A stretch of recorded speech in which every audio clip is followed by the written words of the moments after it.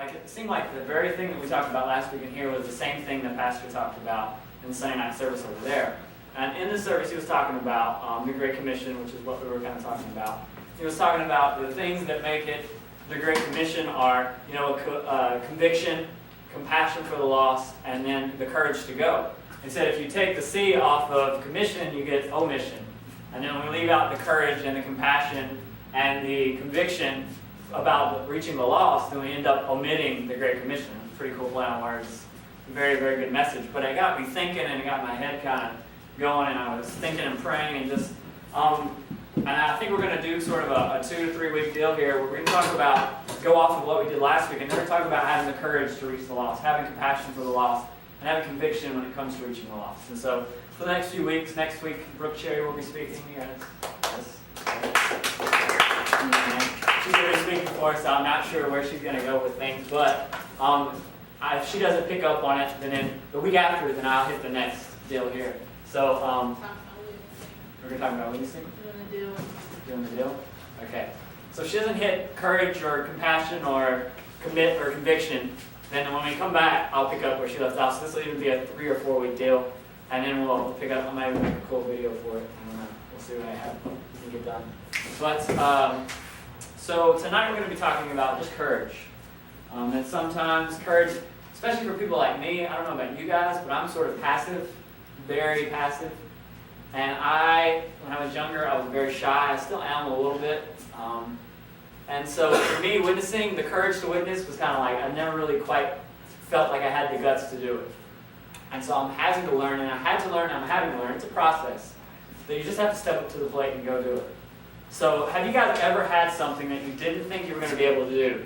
Like it was maybe you had to stand in front of people and speak, or maybe you had to accomplish something that you didn't think that you were going to be able to accomplish. And then somebody comes up to you and was like, hey, Jonathan, I know you don't think you can do this, but I'm telling you, man, you got this. Like, you're the man. Like, they give you this pep talk, like, you can do this. And you're like, yeah, I think I can. I think I got this. And then you go out there and you do what you thought you couldn't do. Back about a year ago, my roommate and I got this bright idea to go run Lake Hollingsworth. I don't know if you guys have ever seen it. It's like a 3-mile track around. And Terry and I decided we're going to go run. Now, me, I've never run or ran any distance like that in my life, like ever. I've never. It's just, it doesn't happen. We're like 2 feet, and I'm like dying, because I'm just not, long distance running just isn't my thing. But I said, okay, I'll run it for you. I'll probably be able to run about half of it with you, and then we'll have to quit. So I get out there and start running. And we're going and we're talking, and he's like, dude, you can do this. I was like, no, man, I don't know if I got this. He's like, man, you got this. So I kept going. He's like, man, you got this. You can do this. This is in you. You have it in you. And so I'm running, and before I know it, I had run all 3 miles. And I've only been out there one time since then when I haven't been able to run the whole thing. And one time I ran the whole thing twice without stopping. Never having run in my life before, never having trained for it, nothing. I just went there and did it. But it was in me. I had the ability. I just didn't know it. I needed the encouragement. And his pep talk kept me going. The fact that he was there beside me kept me going. And sometimes when we face those situations where it's like, I don't know if I can do it, somebody comes along and they give us like a pep talk and like, hey, you can do it. You got this.